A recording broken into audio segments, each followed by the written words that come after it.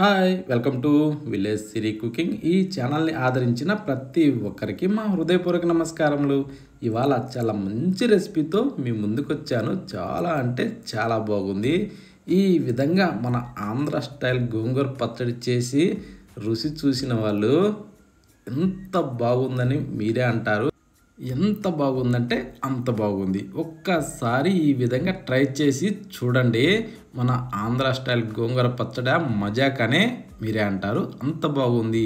ఎలా చేయాలో మన కిచెన్లోకి వెళ్దాం.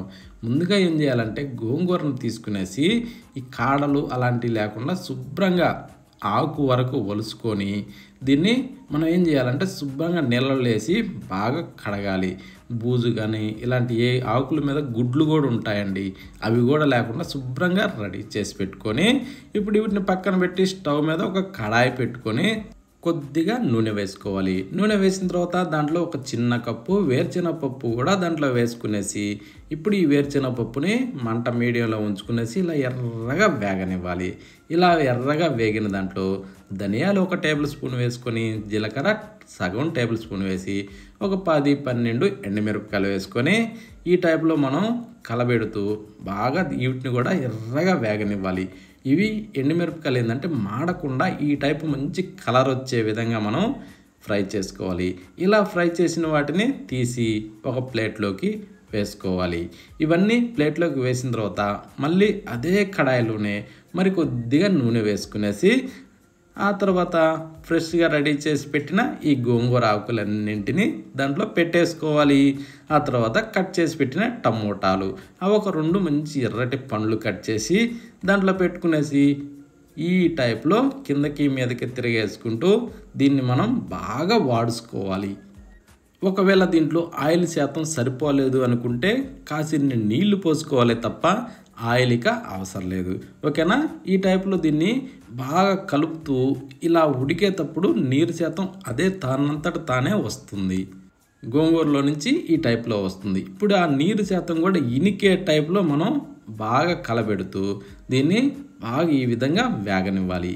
ఈ విధంగా నీరు కూడా పూర్తిగా ఇనికిన తర్వాత ఇప్పుడు స్టవ్ ఆఫ్ చేసుకోవాలి. స్టవ్ ఆఫ్ చేశాక కాసేపు అలా చల్లారనిచ్చుకొని రోలు సిద్ధం చేసి ముందుగా ఫ్రై చేసి పెట్టిన వాటిని ఎండుమిరపకాయలు ఏర్చెనపప్పులు ఇవన్నింటినీ రోట్లో వేసి ఇప్పుడు కచ్చపచ్చగా వీటిని దంచుకోవాలి. ఈ విధంగా దంచిన దాంట్లో ఇప్పుడు రుచికి సరిపడా సాల్ట్ వేసుకోవాలి. సాల్ట్ వేశాక వెల్లుల్లి రెమ్మలు కూడా కొన్ని వేసుకునేసి ఇప్పుడు వీటిని కూడా మనం మెత్తగా దంచుకోవాలి. ఈ విధంగా మెత్తగా దంచిన తరువాత ఇప్పుడు ఇందాక మనం ఫ్రై చేసి పెట్టిన ఈ గోంగూర పేస్ట్ను కూడా దీంట్లో వేసుకోవాలి.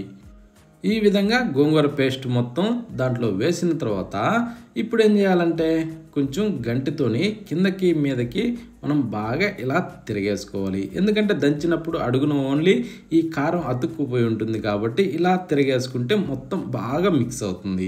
ఇప్పుడు ఇంకా దంచే పని ఉండదు కాబట్టి ఇలా రుబ్బుకోవాలి. ఎందుకంటే దంచామంటే ఎగిరి మన ముఖాన్ని చిల్లుద్ది కాబట్టి ఈ టైప్లో బాగా రుబ్బాలి. ఇప్పుడు ఎంత బాగా మనం రుబ్బుతామో అంత జిగట వస్తుంది. ఇప్పుడు ఒక మంచి పెద్ద సైజు ఉల్లిగడ్డని కట్ చేసి దాంట్లో పెట్టి ఈ ఉల్లిపాయను కూడా కచ్చా పచ్చగా మనం దంచేసుకోవాలి. ఈ ఉల్లిపాయ కచ్చా పచ్చగా మనం దంచినప్పుడు ఇందులోకించి నీరు బయటకు వచ్చి ఇంకా పచ్చడిగా మరింత రుచి వస్తుంది. కాబట్టి ఈ టైప్లోనే చేయండి. కట్ చేసి మాత్రం వేయకుండా ఈ టైప్లో ఉల్లిగడ్డ వేస్తే రుచి చాలా బాగుంటుంది. ఓకే? ఈ టైప్లో మనం బాగా రుబ్బితే ఇలా జిగట రావాలి. ఇలా జిగట వస్తేనే ఆ పచ్చడి రోటి పచ్చడి తింటుంటే రుచి అద్భుతంగా ఉంటుంది. అదే మిక్సీ జారీలో వేసిన వాటికి ఈ టైప్లో జిగట రాదండి. ఇంత రుచి అసలుకే రాదు. ఓకేనా? అందుకోసమని ఎంత వీలైతే అంత రోట్లోనే పచ్చడి దంచడం మొదలు పెట్టండి.